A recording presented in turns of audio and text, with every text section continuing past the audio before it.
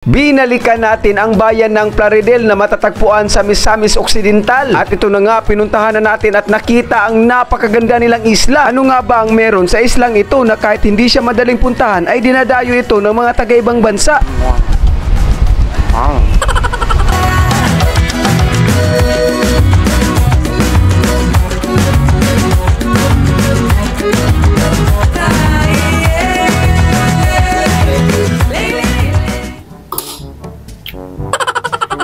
At exactly 5:36 ng umaga mga lods, eto, nagising na tayo. Nagising na tayo. Okay. First move natin mga lods ay magluluto tayo ng bigas na may itlog. Okay kayo? Ito nga pala yung bigas namin mga lods, red rice at puti. Oh yeah, ang problema ngayon ay kunti na lang yung bigas namin. Itong bigas namin mga lods ay nanggaling pa sa Pagadian City kasi napakalami ang mga bigas doon mga lods, organic talaga. Isa sa pinakamatipid na pamamaraan sa pagluto ng itlog na kinalakihan ko na ay sinasabay ito sa bigas. Alright, kapag luto na yung bigas, luto na rin yung itlog mo. Di ba?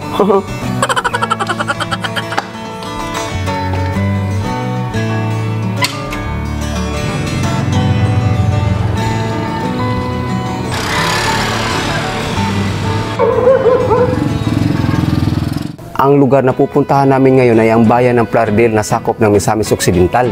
Ano nga ba ang mayroon doon? Ay pupuntahan namin ang napakagandang isla ng Baobaon Island. Wow! Sa tingin ko ay magiging okay ang lakad natin ngayon kasi na-check natin sa weather. Walang ulan eh. Walang ulan doon sa bayan nila. Kaya, masarap talaga. What?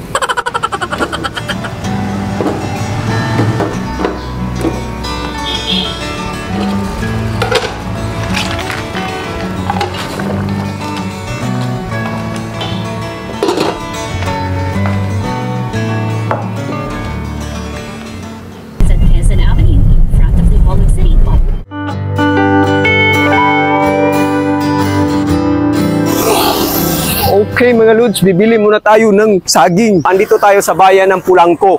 Yes, ito po ang unang bayan na ating malalagpasan pagpunta ng Plaridel. Oh yeah.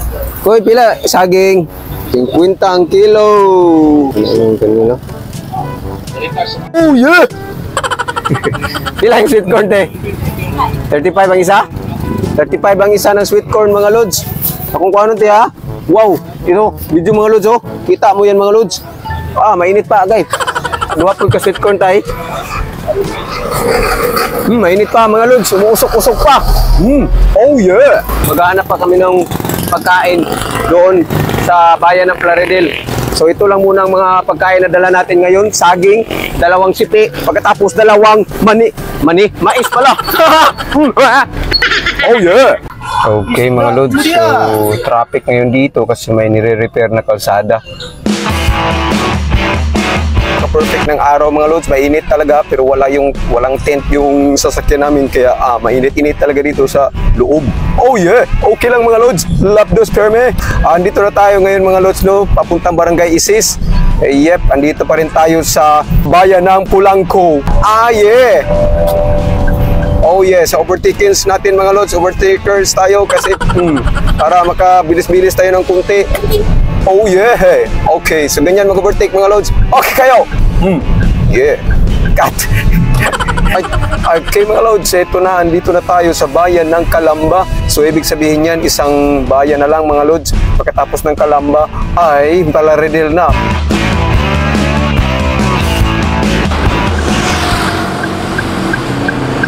Oh yeah.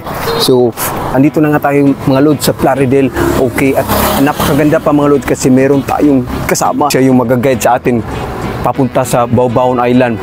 Hello! So, yan po mga lods, siya po talaga yung may alam talaga kung saan daanan papunta sa Baobaon Island. Okay, at meron po siyang kasama din yung sige na, pamangkin, no? Pamangkin, yes, mga lods, meron din siyang kasama din natin ang kanyang pamangkin. Okay kayo! Yung mga viewer pala dito sa Plaridel, shout out, yeah! Okay kayo! Yes, salamat!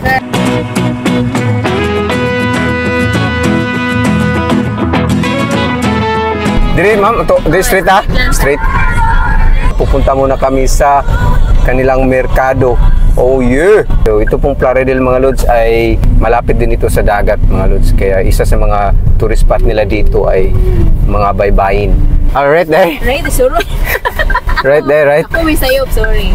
Right there, right there. Right there. Nakakulit.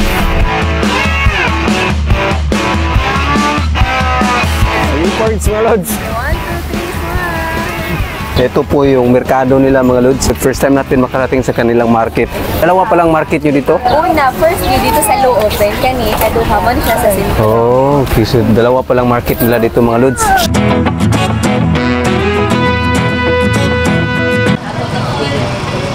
Kuan pa na? Yes, ma'am. Willy, mga lods. Buwan pa.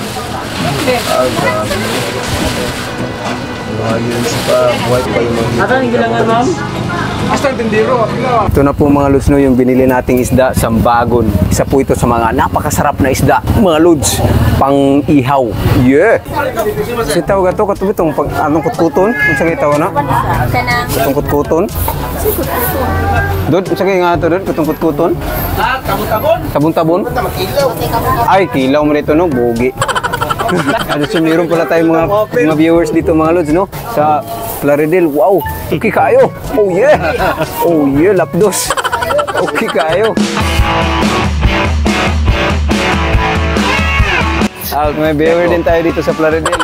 Kuya, okay kayo. Okay kayo. Lapdos. Lapdos. Ay, well, apil na sa vlog. Oh yes, so shout out kay ma'am no, sa isa sa mga viewers natin dito sa Plaridel. Okay kayo. Oh yeah. Kakaliwa tayo kasi yan may karatula na yan nakasulat this way to Baobaon Island. Makikita nyo po dyan. Yes, so dito na po mga lods, kakaliwa tayo. Alright, so dito po may Ilordes floating cottage din. Meron din palang mga floating cottage dito mga lods, no? Katulad dun sa Dapitan.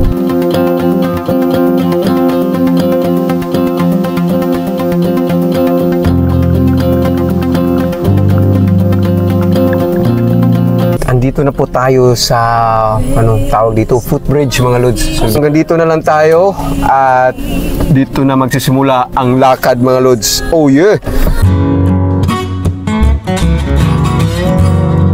Shout out sa kanila mga lods. Oh yeah. Yung mga nagbabantay dito. Okay, lapdos firme. Lapdos. Magsisimula na tayong maglakad. Ito na po yung tinatawag na footbridge. Uy, masakay na tani? So sasakay po kami ng ganito mga lods. Ito yung parang, ay, yung gamit lang pala yung ilalagay mga lods. Tapos, ayan o. Wow, tutulak na. Ang galing. Yeah. Laga. Gumagamit po kami ng, anong tawag dito? Kasi tawag ay kariton. Gumagamit po kami ng carrier dito. So, diyan po nilalagay ang aming mga gamit. Amazing mga lods.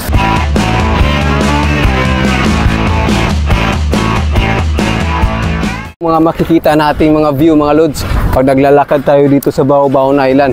Napakaganda. Kita nyo naman. Wow! Dito sa gilid natin mga lods. Refreshing pa yung hangin. Ha! Oh yeah talaga.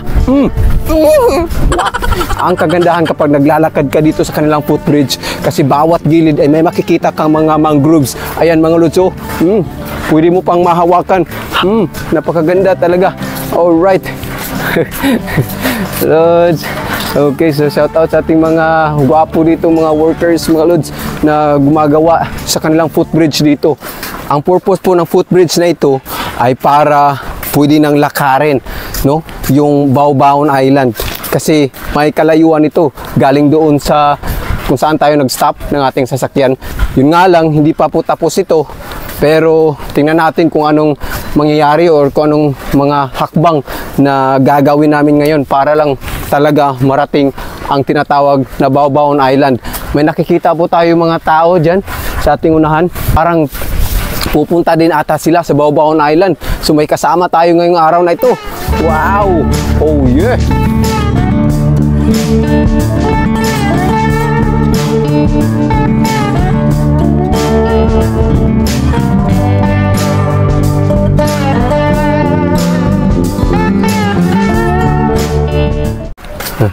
Hello mga lods. Kita na po tayo mga lods. Oh yeah. Shout out Aral video. Ano, wala mo sisunod. Ano, basta. Kata ni Rafael Lapinya. Ala, Rafael, Lapinig niya. Lampinig? Okay, shout out kay Rafael Lampinig.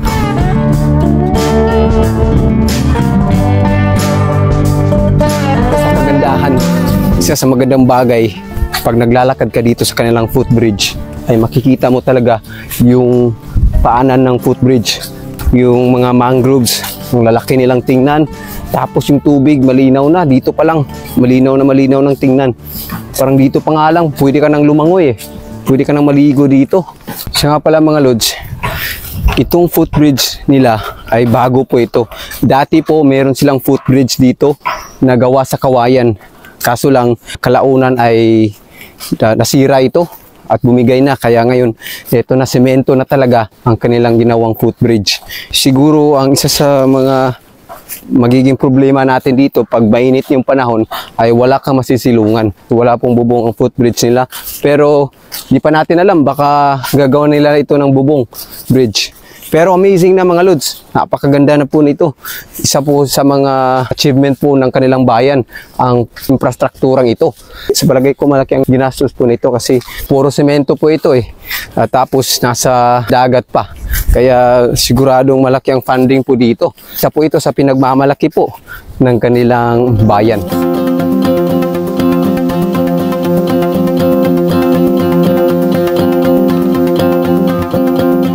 Kita natin doon si kuya na nilalagyan niya ng plywood para madaanan namin. Salamat po. Isa lang nga po sa challenging dito ay umaalog-alog po yung plywood kapag tinatapakan.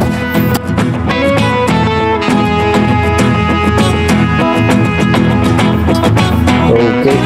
So, alright. Sa ngayon mga lods, ganito pa po ang kailangan natin gawin para madaanan talaga natin yung kinukumpuni o yung hindi pa natapos na parte ng tulay. Yan po yung sitwasyon sa ngayon. Dito na po tayo sasakay ng balsa. Ano kay na nga? Di ba sila maglisod, magdalaan ng yung soft drinks na, kamay dalaan ng ubanay.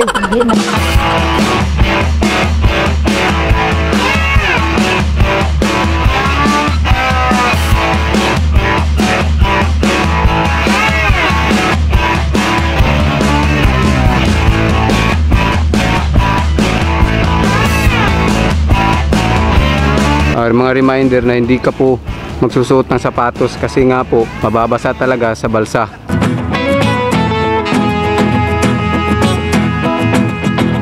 Kahirapan po dito ang pagkuha ng mga bangka kasi nga pag malakas yung hangin o di kaya mababa yung tubig, di po sila naghahatid ng mga tao kasi nga po delikado po pag malakas yung hangin at mababa yung tubig kasi sumasayad po yung bangka. Meron po tayong madadaan ng isang kubo. Wow! O cottage. Wow! So dito pa lang mga lods, no? Dito pa lang pwede ka nang maligo. Ang ganda na po liguan. Mala paradise na po yung view dito. Wow! Grabe! Amazing talaga dito sa Plaridel mga lods. Ay! Labay lang ko ninyo. Yeah! Okay, so marami po naliligo dito mga lods. Wow, kita yung view. Ang galing, ang ganda. Oh yeah. Shout. Alright, so di po tayo dito maliligo mga lods kasi pupuntahan talaga natin yung pinakamagandang spot nila.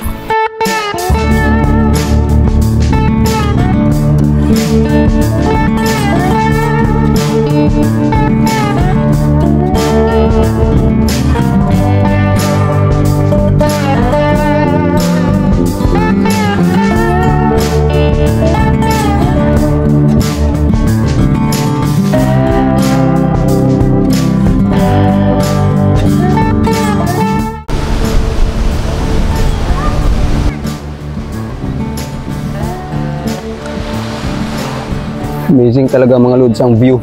Pag nakita nyo ito sa personal, talagang masasabi nyo, ang sarap pala dito sa Plaridel. What? No trespassing, private property. Ito po, may bahay po dito. Parang rest house ata ito. Ang laki, ang galing, ang ganda. Ganda tingnan. Hinihintay lang pala tayo. Hoy, ulates ako ninyo. Hindi na maak niyo yung iro. Okay. So, meron pala mga bahay dito mga lods, no? May nakita tayong mga bahay, oh. Ayan, oh. Sa likod natin. Semento po yan. Eto, andito na po tayo sa spot.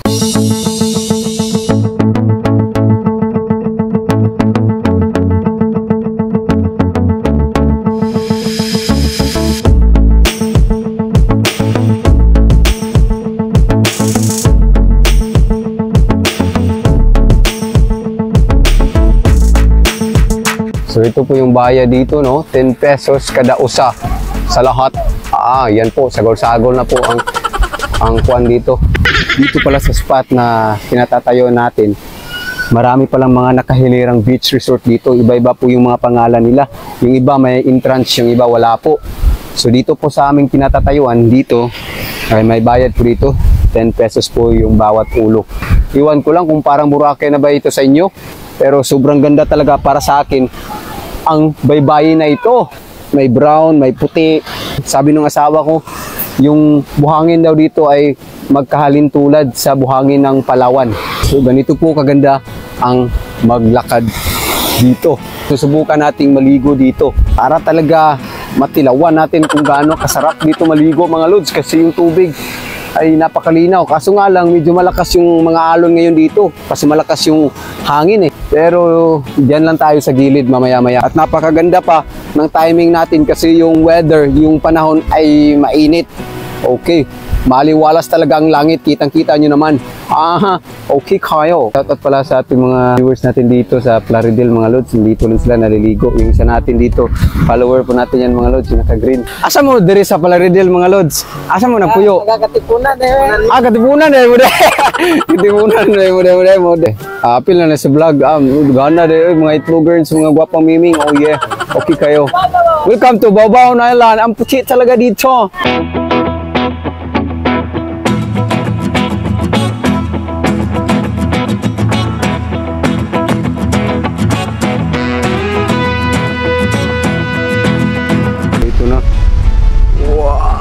Salt Bay daw siya.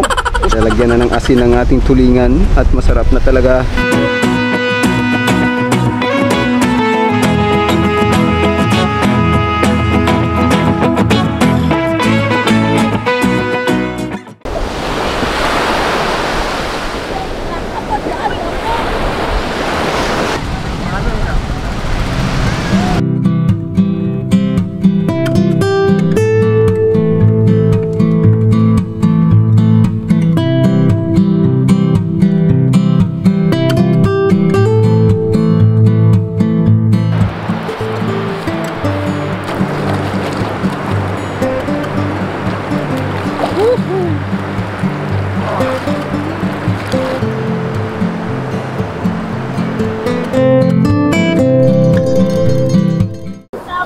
Sa mga ganitong oras mga lods, yung mga guest po ng isa sa mga sikat na beach resort dito katulad ng Libestro ay naglalakad po sila patungo doon sa footbridge siguro or doon sa may malapit na sa mainland, kasi ang dahilan po nito ay dapat sana mayroon po ditong bangka, no? Malaking bangka na kukuha sa kanila, kaso nga lang sa mga ganitong oras ay di na po pwede kasi sasayad na po yung bangka nila dito sa sobrang baba po ng level ng tubig. Kaya very advisable po na kung pupunta kayo dito ay wag po sa hapon kasi ganito po ang mangyayari. Maglalakad po kayo, mapipilitan po kayo maglakad dahil hindi po kakayanin ng mga bangka na pumunta dito sa baybayin kasi nga mababa, sobrang mababa yung level ng tubig. Oh yeah.